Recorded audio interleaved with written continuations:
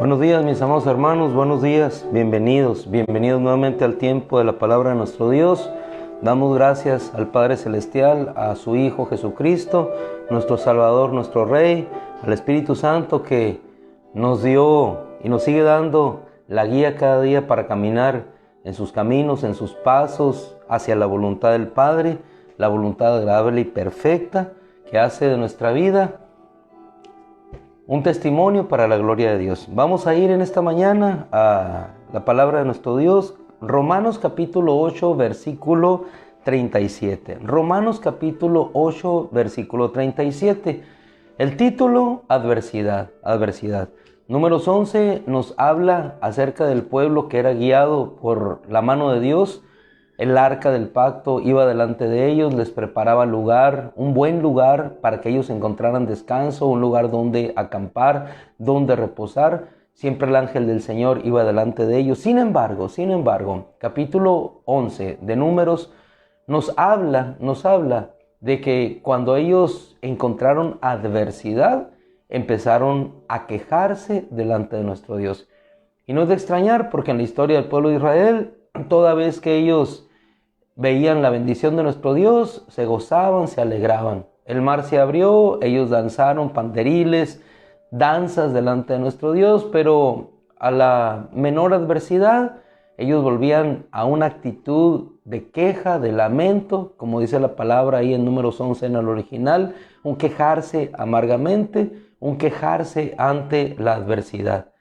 Pero cuando nos trasladamos nosotros al Nuevo Testamento, vemos no solamente en el amado Pablo, nuestro hermano, sino también en los discípulos que enfrentaron, después de la venida del Espíritu Santo, gran lucha y adversidad, porque ante la venida del Espíritu Santo, lo primero que ellos enfrentaron fue la burla de aquellos que eran sus conciudadanos, diciendo y expresándose de ellos que estaban borrachos, es decir, de la burla no habremos de escaparnos. De la persecución ante una vida piadosa, tampoco habremos de ser eximidos. Es decir, la vida cristiana supone adversidad. La vida cristiana supone una lucha ante la adversidad. Y eso no es de extrañar. La tuvo Mardoqueo, la tuvo la reina Esther, la tuvo Noemí, la tuvo David en el camino hacia la coronación que Dios habría de darle. La tuvo cada uno de aquellos siervos profetas que predicaron y anunciaron el reino de Dios. La tuvo Juan el Bautista, la tuvo nuestro mismo Señor Jesucristo, hasta ir una muerte y muerte de cruz. Sin embargo, la actitud ante la adversidad es lo que determina quién está con nosotros. Porque si nosotros nos subimos o nos depositamos solamente a nuestra fuerza, a nuestro poder, pues nos sumimos solamente en la voluntad humana, en el poder humano, y no hay poder humano que pueda liberarnos, no hay poder humano que pueda salvarnos, no hay poder humano que pueda sanar, no hay poder humano que pueda levantar, sino solamente el poder de nuestro Dios. Y es de lo que nos habla el apóstol Pablo en la epístola a los romanos. Adversidad. Nosotros nos situamos y nos posicionamos en el versículo 37 y posteriormente yo hago una reseña contextual de Romanos capítulo 8, 8:37. Dice, antes bien, dice la versión Reina Valera, algunas otras, versión Las Américas dice, pero en todas estas cosas, ¿cuáles cosas? Pero un antes bien. Este adversativo, preposición adversativa, supone un antecedente que se opone al otro. Dos contextos, pero. ¿Cuál es el pero? Nos vamos atrás en la escritura. ¿Cuál es el pero? El versículo 35 nos da uno de los tantos tópicos a los cuales el apóstol Pablo se refiere. ¿Quién? Tribulación. Pero en todas estas, ¿cuáles cosas? Tribulación, angustia, persecución, hambre, desnudez, peligro o espada. En todas estas cosas que dice el apóstol Pablo, en todas estas cosas somos más que vencedores. La voz griega utilizada aquí es hipernikamón, hipernikamen, es decir, un superlativo. Hiper es lo alto. Somos más que vencedores. Y aunque fuéramos vencedores solamente sin tener el hiper de un superlativo, de todas maneras somos vencedores. ¿En quién? Lo más importante. ¿En quién estamos? ¿Quién nos hizo vencedores? Somos más que vencedores, somos vencedores por medio de aquel que nos amó. ¿Quién? Cristo Jesús, nuestro Señor. Y después de esto, viene el convencimiento, viene la actitud en proseguir una vida con respecto a lo que ha sido asentado en nosotros, la victoria de Cristo. Tú y yo llevamos no solamente las marcas de Cristo en una persecución, que en nuestro caso la persecución palidece a la que vivieron nuestros hermanos en el primer siglo o a la que vivió Jeremías cuando fue enfrentado por predicar solamente la palabra de Dios, o la que sufrieron todos aquellos estuvieron expuestos a la muerte. Somos más que vencedores. Versículo 38, porque estoy convencido, y entonces dice, ¿qué nos puede separar de Cristo Jesús? Ni la vida, ni la muerte, ni lo alto, ni lo profundo, ni lo presente, ni el porvenir, ni ángeles, ni principados, ni ninguna otra cosa creada podrá separarme ¿de qué? Del amor de Dios que es en Cristo Jesús, Señor nuestro. Pero, en todas estas cosas nosotros somos más que vencedores. Y de aquí rescatamos una actitud que debe privar y que debe estar en cada uno de nosotros. Una actitud de victoria. ¿Ante qué? Ante la adversidad. Vemos en el apóstol Pablo lo mismo que vimos en Números 11 en el pueblo de Israel, una actitud de queja. O vemos una actitud de aceptación y de gozo por las cosas que están hacia adelante. Totalmente lo contrario, lo que vemos en un hombre que pudo creer en aquel que no solamente era el Mesías, sino que era su Dios y su Salvador. Peleó por él, luchó por él, convencido por él le entregó su vida, convencido por él le entregó su tiempo, convencido por él le entregó todo lo que él era, porque Cristo lo era todo para él y debe ser el todo para nosotros en cualquier circunstancia. Pero regularmente, así como el pueblo de Israel, nosotros pensamos que ante la gran liberación que Dios ha hecho en nuestra vida, pensamos que lo que sigue por delante es una vida de miel sobre hojuelas, es decir, una vida cómoda, una vida blanda, una vida en la cual no enfrentaremos ninguna tribulación, ninguna adversidad. Pero lo cierto es que nuestro Señor dijo, en el mundo tendrán aflicción. ¿Por qué, hermano? Porque no somos del mundo, no pertenecemos a este mundo. Nos vestimos como este mundo, llevamos la apariencia en semejanza de Dios. En este mundo somos comunes, iguales a los demás hombres en apariencia, con distingo de raza, apariencia, nacionalidad, pero finalmente hay un común denominador. Pero lo que existe dentro de nosotros es lo que hace la diferencia. A Jesús lo verían como el Hijo del Hombre, pero era hijo de hombre, pero era el Hijo de Dios. Nosotros tenemos la apariencia de hombre, pero somos hijos de Dios. Es decir, no somos de aquí. Y en este mundo, nos dijo nuestro Señor, tendrán aflicción. Pero sus palabras también alientan hoy nuestra vida y nuestro corazón. Confíen, yo he vencido al mundo. Y eso lo dijo aún antes de ir a la cruz. ¿Por qué? Porque no había pecado en él. Era el Cordero Santo que había vencido el pecado. Y ahora, habiendo vencido el pecado, iba a ofrecerse en sacrificio santo para darnos la victoria a nosotros sobre el pecado, sobre la muerte. Es decir, llevamos en nuestro cuerpo ciertamente aquello que forma parte de la herencia de Adán, pero también está dentro de nosotros la semilla de eternidad a través de aquel que vive en nosotros, está con nosotros y caminamos nosotros hacia él en todas estas cosas. ¿Qué actitud ante la enfermedad? ¿Qué actitud ante la situación económica? ¿Qué actitud? La misma que tuvo nuestro hermano Pablo al decirle a los romanos, versículo 8 del capítulo mismo, 8, pues considero que los sufrimientos de este tiempo, en ocasiones, así como el pueblo de Israel, estamos sufriendo porque no tenemos la carne que nosotros quisiéramos. Ya no puedo comer o disponer de las viandas de la carne, como disponíamos supuestamente en Egipto, supuestamente. Y viene queja, viene un retroceder hacia el pasado. ¿Cómo me gustaría estar pequeño para no sufrir estas cosas? ¿Cómo me gustaría nunca haberme casado, dicen algunos, para no estar en esta situación? ¿Cómo me gustaría no haber pasado por esta circunstancia para yo vivir feliz? Siempre la felicidad la remontamos, o el hombre la remonta hacia el pasado, pero no la remonta hacia el futuro, donde verdaderamente está nuestra esperanza, donde está nuestro consuelo. En el pasado está sepultada la vida que nosotros teníamos con anterioridad.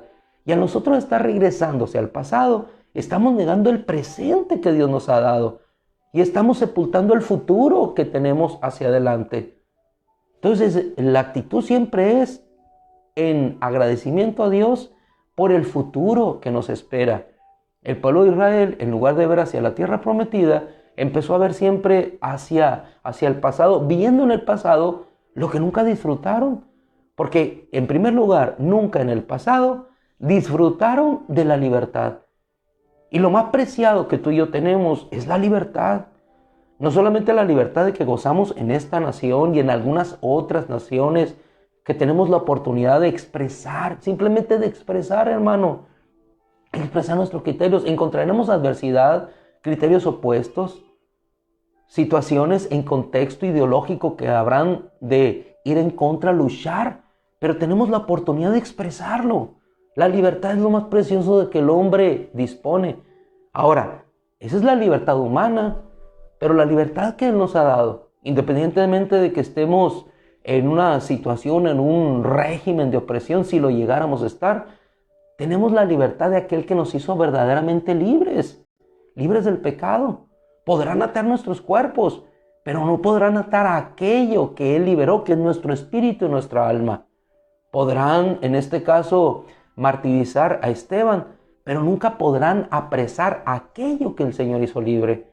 Luego entonces el apóstol Pablo nos sigue diciendo: los sufrimientos de este tiempo presente, y vaya que los sufrimientos que ellos tenían en su tiempo presente eran complicados y eran difíciles. Sin embargo, ellos se gozaban. Él estaba siendo perseguido, y no en este caso por el Imperio Romano. Estaba siendo perseguido por los de su misma raza, aquellos que en un principio lo cobijaron, aquellos que en un principio le abrigaron, aquellos a quienes en un principio Él sirvió. Ahora ellos lo estaban persiguiendo. No era los dioses extraños quienes le perseguían. Eran los de su misma raza, los de su mismo pueblo, aquellos mismos que en narrativa del libro de los Hechos dice el Señor, dice el narrador Lucas: ustedes le entregaron. Pero en fin, en toda esa vida que nuestro hermano Pablo vivía, él decía: los sufrimientos de este tiempo no son comparados con ¿qué? Y es el comparativo. El pueblo de Israel se remontaba al pasado, lo que teníamos. Nosotros decimos lo que tendremos. Nosotros no decimos lo que tuvimos, lo que tendremos, lo que vivimos, no, lo que viviremos. ¿A dónde vamos? No de dónde venimos, sino a dónde vamos. No quién era, sino quién soy y a dónde iré. No lo que era, sino lo que me he convertido y lo que seré en el futuro. ¿Nos damos cuenta?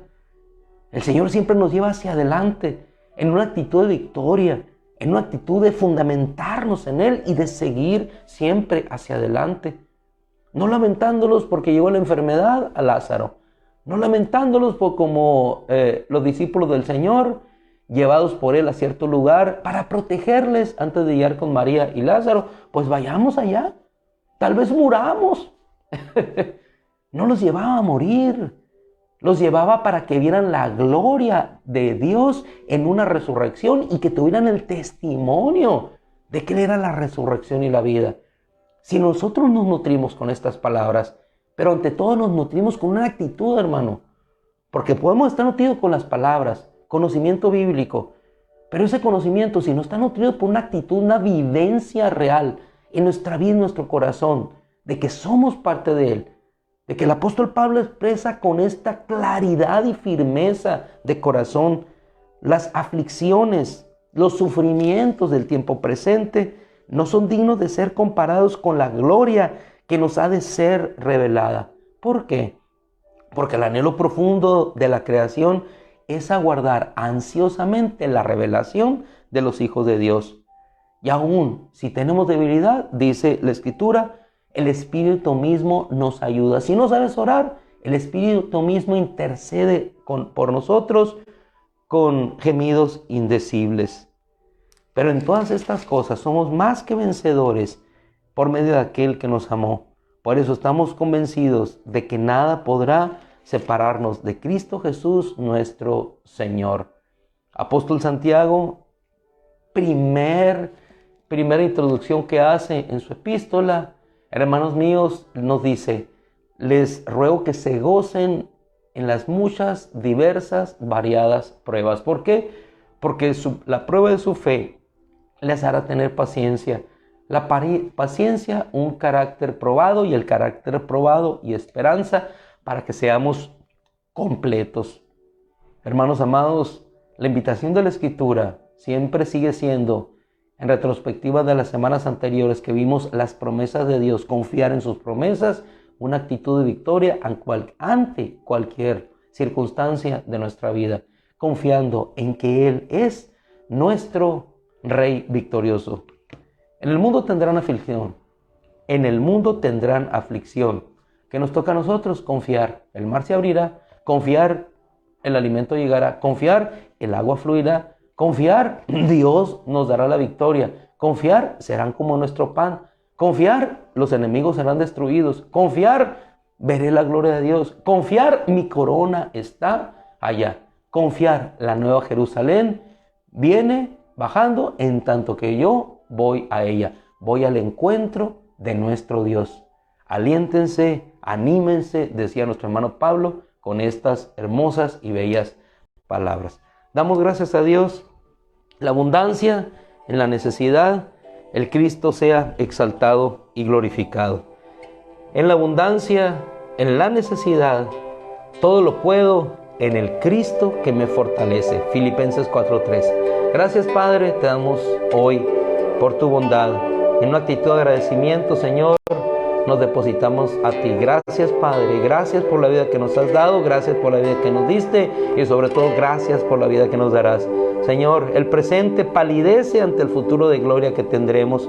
Nuestro cuerpo desgastándose palidece, Señor, ante el revestimiento que harás de él en la eternidad. Señor, nuestro presente palidece ante lo que nuestros hermanos vivieron en el pasado. Señor, gracias, porque solamente la gloria futura nos hace tener la actitud de victoria que tú tuviste antes de ir a esa cruz. En medio de himnos, de cánticos, fuiste a enfrentar lo que tenías que enfrentar para después levantarte, Señor, victorioso sobre la muerte y decir: vayan hacia aquel lugar, me encontraré con ustedes, tal como les había dicho.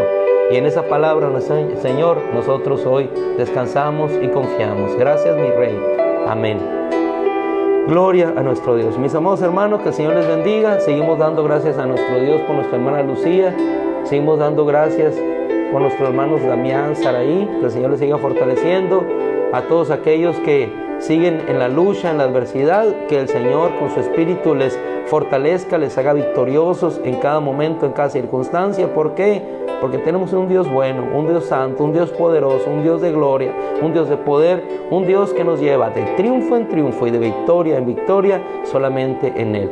Muchas gracias, Dios les bendiga. El día de mañana nos vemos, comunión del Señor, la cena del Señor. Gracias por el amor que Dios ha puesto en nuestros corazones. Gracias a mi hermano Ernesto por las naranjitas. Seguimos disfrutando aquí el agua de naranjita que Dios bondadosamente nos da. Un abrazo a mi hermana Amelia, que Dios los bendiga y nos vemos mañana. Y hoy pues a trabajar, salimos corriendo en el nombre de Cristo. Amén.